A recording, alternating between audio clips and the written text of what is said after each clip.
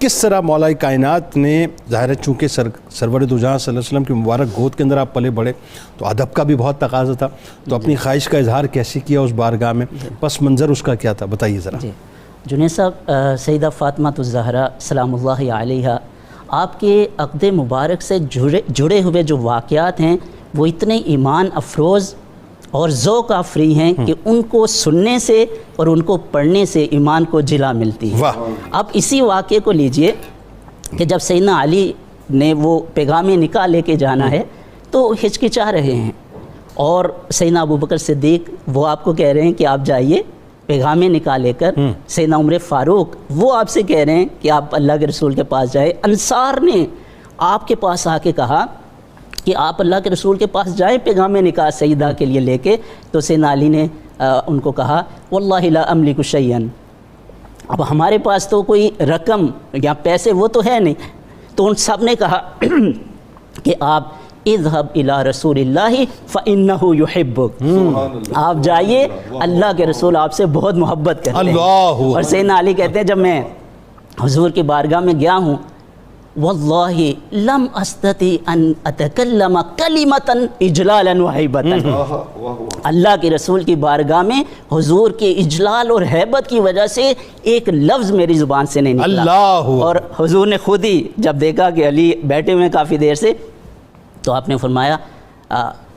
الک حاجہ یا علی ما جاء بک، علی کوئی حاجت ہے، آپ کیسے آئے ہیں؟ جبکہ جانتے ہیں سب جانتے ہیں، اور وہی آ چکی ہے، وہی آ چکی ہے، وہی آ چکی ہے پہلے۔ تو سیدنا علی کہتے ہیں فسکت، میں اسٹل خاموش رہا، تو اللہ کے رسول نے فرمایا علی لعلک جئت تخطب فاطمہ، علی آپ غالباً سیدہ فاطمہ کے لیے پیغام نکاح لے کے آئے۔ یعنی یہاں سرکار علیہ السلام نے دیکھا کہ وہ ادب کے تقاضے کے مطابق مولا کائنات کلام نہیں کریں گے۔ اچھا، یہ جو گفتگو آپ کر رہے ہیں نا، یہ بنیادی طور پہ اگر میں کہوں کہ آج یہ جو ہمارا رشتوں کا رچاؤ ہے، یا یوں کہیے کہ رشتوں کا رکھ رکھاؤ ہے کہ بڑوں کو چھوٹوں سے اور چھوٹوں کو بڑوں سے کیسے مخاطب ہونا چاہیے، یہ ایگزیکٹلی اس نفسیات کو جو ہے اس واقعے کے اندر بنیادی طور پر ایڈریس کیا گیا ہے۔ بتائیے ذرا۔ اور جب اللہ کے رسول نے ان کو بتا دیا کہ اس لیے، تو انہوں نے کہا یا رسول اللہ بالکل میں اسی لیے حاضر ہوا ہوں، تو حضور نے فرمایا هل عندك شيء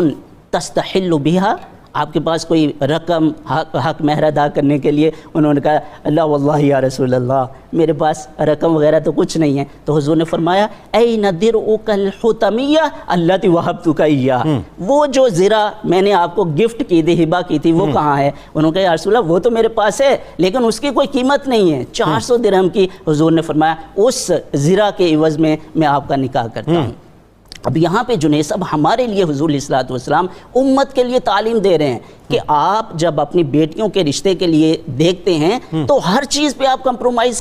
کر سکتے ہیں، حسن و جمال پہ کمپرومائز ہو سکتا ہے، حسب نسب پہ کمپرومائز ہو سکتا ہے، مال و دولت پر کمپرومائز ہو سکتا ہے، لیکن جس چیز پہ آپ نے کمپرومائز نہیں کرنا ہے وہ حسن اخلاق ہے، اچھا کردار ہے۔ اللہ کے رسول نے فرمایا اذا اتاکم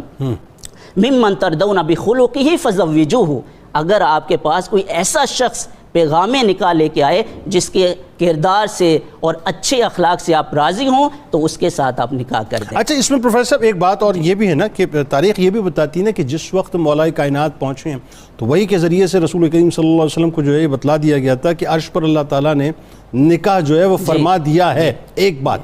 دوسری بات یہ سرکار علیہ السلام نے، میرا خیال ہے اگر میں غلط نہیں مجھے کریکٹ کیجئے گا، کہ سرکار علیہ السلام نے تھوڑا سا پاز لیا تھا، اس وقت نہ ہاں فرمایا نہ فرمایا، اور ایک سرٹن ٹائم تک، ظاہر ہے ہاں تو مطلب فرمانا ہی تھا، لیکن ایک سرٹن ٹائم تک آپ پہلے سیدہ کائنات کے پاس تشریف لے گئے، اور وہ چونکہ فیصلہ تو ہو چکا تھا لیکن اس کے باوجود ان کی رضا کو معلوم کر کے دین اس کے بعد آپ نے اناؤنس کیا، کچھ ایسا ہی ہوا تھا؟ بالکل ایسا ہی۔ اس کا کیونکہ امپریشن یہ نہ جائے کہ سرکار نے انسٹنٹ ہاں بول دیا اور وہاں پہ سیدہ کائنات جو ان سے نہیں پوچھا گیا، بلکہ سیدہ کائنات کے پاس پہلے آپ تشریف لے، ایسا ہی ہوا تھا نا؟ بالکل ایسا ہوا۔ تو یہ جو سارا، اور بتائیے، اور مزید بتائیے۔ اچھا دیکھیے جنید صاحب، جب یہ ہو گیا سیدنا علی کے ساتھ تو سیدہ ام سلمہ فرماتی ہیں، ان کے گھر میں تھے نا، تو سیدہ ام سلمہ کہتی ہیں جب اللہ کے رسول نے سیدنا علی کے لیے پیغام نکاح کو اوکے کر دیا تو فرأیت وجہ النبی یتہلل فرحا وسرورا،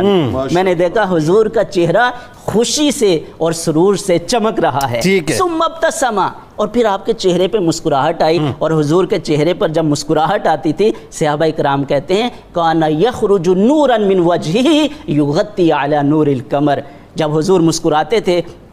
ایسا نور آپ کے چہرے سے آتا تھا کہ جس مسکراہٹ کے نور کے سامنے چاند کا نور جو ہے وہ مان پڑ جاتا سبحان تھا۔ اللہ۔ اور اس کے بعد اللہ کے رسول باہر تشریف لائے، آپ نے فرمایا اینا بلال، تو بلال جلدی سے آئے، لبیک و سعدیک یا رسول، اینا مقداد، اینا